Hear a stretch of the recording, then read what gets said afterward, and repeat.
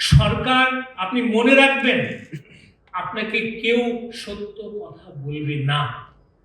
আপনার দলীয় লোকরা বলবে না ভয়ে, এবং আপনার সরকারের ব্যুরোক্রেসি বলবে না, আপনার সরকারের ইন্টেলিজেন্স কমিউনিটি বলবে না।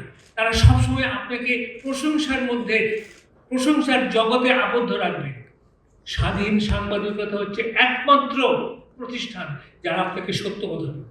এবং আমি মনে করি একটা সরকার সত্যিকার অর্থে যদি স্বাধীন সাংবাদিকতায় বিশ্বাস করে, সত্যিকার অর্থে সেই উদারপন্থী দৃষ্টিভঙ্গি রাখে, তাহলে তারাই সবচেয়ে বেশি লাভবান হবে।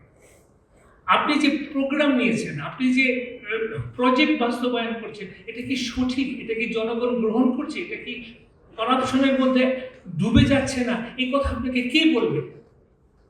আরেকটা কথা, সরকার, আপনি যে বাজেট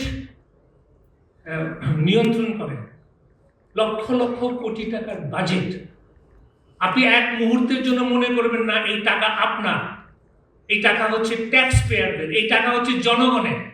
আপনি কিভাবে সেটা ব্যবহার করছেন?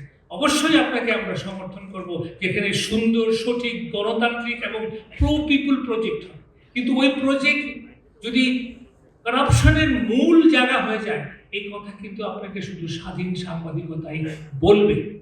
সর্বশেষ আমার বক্তব্য হচ্ছে যে আমি মনে করি, যেমন এই জুলাইয়ের বিপ্লবের ফলে নতুনভাবে গণতন্ত্রের পুনঃপ্রতিষ্ঠা করার সুযোগ এসছে, জবাবদিহিতামূলক সমাজের প্রতিষ্ঠা করার সময় এসছে, একইভাবে সাংবাদিকতার একটা নতুন গণতান্ত্রিক, বলিষ্ঠ, ন্যায়পরায়ণ, এথিক্যাল জার্নালিজম করার একটা সময় এসছে।